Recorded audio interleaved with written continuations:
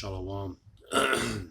First thing foremost, giving all praises to Yahweh, Bahashem, Yahweh Shai.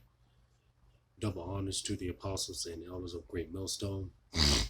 Yahweh Bahashem, Yahweh Shai, Barakathum, to you hopefully elect, which consists of the house of David. All right. Because that's pretty much what I'm going to speak on in this video, man. Getting right into it. In Amos chapter 9. And once again, just bear with me losing my voice, taking the herbs and supplements and whatnot. So nevertheless, the show must go on. So Amos chapter 9, again going into the house of David, which when you go into it, it goes into the house of David, goes into the remnant that the Lord is dealing with. All right, in these last days,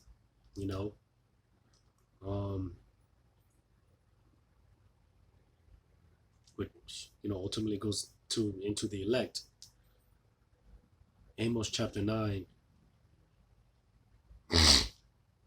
So that's why oftentimes, when I give salutations to the hopefully elect, and I might mention the house of David, it's pretty much the same thing. All right. So Amos chapter 9. Amos chapter 9. Matter of fact, I'm gonna start at verse 10 because it's prophesied that 2/3 pertaining to the Israelites, so-called blacks, Hispanics, Native American Indians, 2/3 would be cut off and they would die, and not 1/3. Again, which consists of the elect. All right. Again, that's what the Lord would be dealing with in these last days. All right. That remnant. So Amos chapter 9, verse 10, it says, all the sinners of my people shall die by the sword, which say, the evil shall not overtake nor prevent us. So again, pertaining to, because pretty much again, the Lord is going to wipe out 2/3 of Israel. All right. That's why I said all the sinners of my people shall die. But when you read on in verse 11, it says, in that day will I raise up the tabernacle of David that has fallen, and close up the breaches thereof, and I will raise up his ruins, and I will build it as in the days of old. You see? And this is something that the Christians, man, the Christian church, they don't get into they don't get into this. They don't get into King David. All right? The tabernacle of King David. Because during the time of King David, pretty much he had the nations under subjection. All right? All the heathens were under subjection during the time of King David. And you see, when we get the kingdom, the nations are going to be under subjection once again, just like during the time of King David. You see, because believe it or not, these nations they are going into slavery under the Israelites. All right. So I'm gonna read that again, Amos 9 and 11. In that day will I raise up the tabernacle of David that has fallen. You see, because again, because in verse 10 it said, all the sinners of my people shall die, right? The Lord's going to kill all the sinners of his people. Now, again, because the scriptures talk about, the scriptures go into how the Lord, because again, it's not talking about 100%, because we're all sinners at the end of the day. We're all filthy at the end of the day, But again, being that the fact that the Lord, because the scriptures talk about how if the Lord didn't leave behind a remnant, we'd all be as Sodom and Gomorrah. So we pretty much, we'd all, if the Lord didn't leave behind a remnant, we'd all be finished, man. You see? So with that being said, again, the Lord You know, he's as of right now, he's the breaches are being closed up. The elect being activated. All right. You see, and again, this is the. I'm gonna read it again. In that day, talking about the times that we're in right now, which really the elect, they were pretty much activated, so to say, over 2,000 years ago during the time of Yahweh. All right, that's pretty much when the elect they started. You know, that spirit, you know, being woken up within the elect. You know, but now more so in these times that we're in now, because pretty much this is the last. You see, there's no because um there's not going to be a this is the last go around. This is the last time to get it. You see, this whole cycle where, you know, we die, we go back to the spiritual realm for 3 to 4 generations, then we come back, try to get it right, we die, we go back to the spiritual realm, come back, we die. That's not going to be like, it's not going to be like that forever. You see, and again, this is the last time to get it right, because the Lord's not going to keep going through the cycle with the nation of Israel. So again, this is why he would put his spirit on a small group of individuals, the elect. All right, and from there, you know, because again, 2/3 they're gonna die, but they're gonna come back through the loins of the elect. All right, eventually all Israel will be saved, but 2/3 of them, they have to die on this side. So verse 11 again, in that day will I raise up the tabernacle of David that is fallen, and close up the breaches thereof, and I will raise up his ruins, and I will build it as in the days of old. Right? Now, what I want to touch on, going into how the Lord is building, he's basically raising up the tabernacle of David, because being that the Lord is raising up the tabernacle of David, with that being said, hey, when you look back during King David, during his time, and you look at the things that he was doing, the things that he was accomplishing, because the Lord was definitely dealing with King David. All right?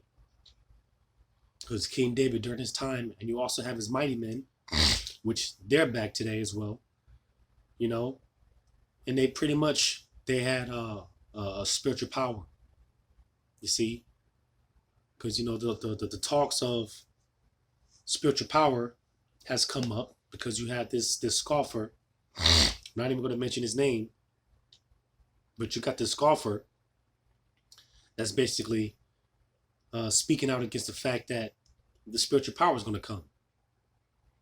All right.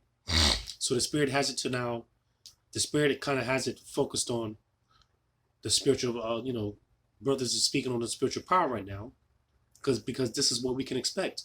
And again, it makes sense being that the Lord is raising up the tabernacle of King David.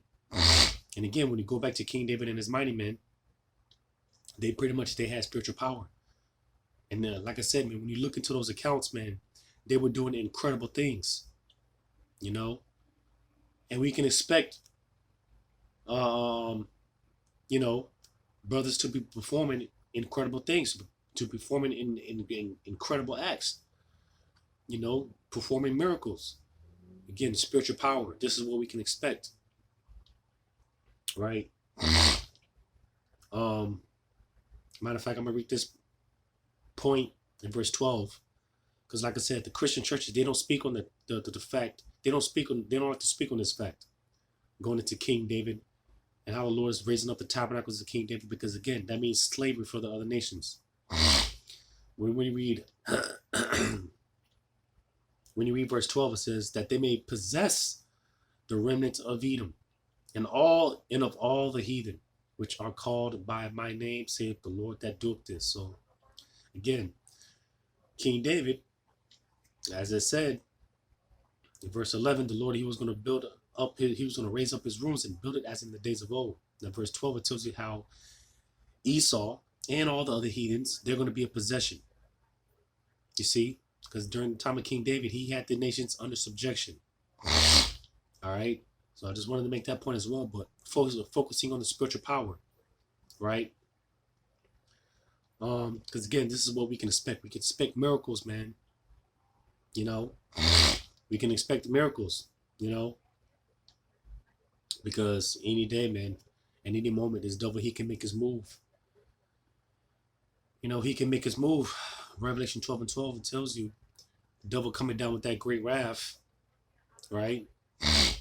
You know, which lines up with the second Ezra 16th chapter, going into the great wrath, the burning wrath of a great multitude. You see, when these devils come down against us, that's when the Lord is going to, he's going to lift up that standard that you read about in Isaiah 19. Isaiah 59 and 19, that standard is going to be lifted. When the floods come in, all right, when Esau comes in like rushing waters, man, hey, the Lord is going to lift up that standard. And again, is when we can expect miracles, spiritual power. You see? So I'm going to go to this real quick. Because again, King David, and then you go into his mighty men, they were performing, they were doing incredible things.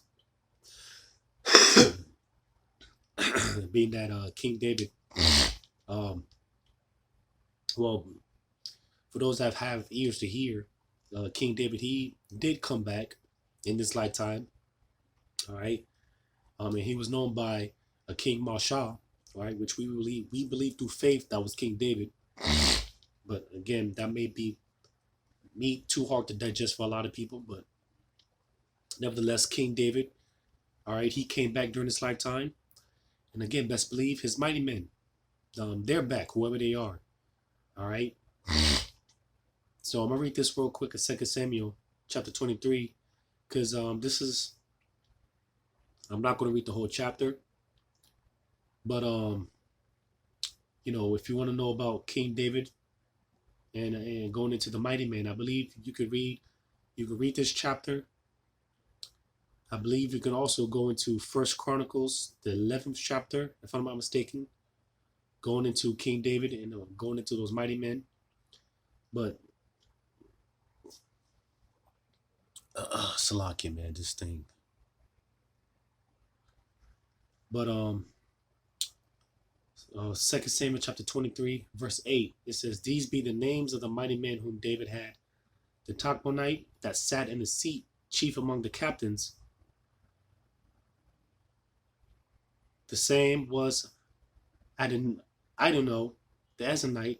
He lifted up his spear against 800 whom he slew at one time." So again, I'm not going to read the whole chapter, but this guy, man, this Jake, he killed 800 people at one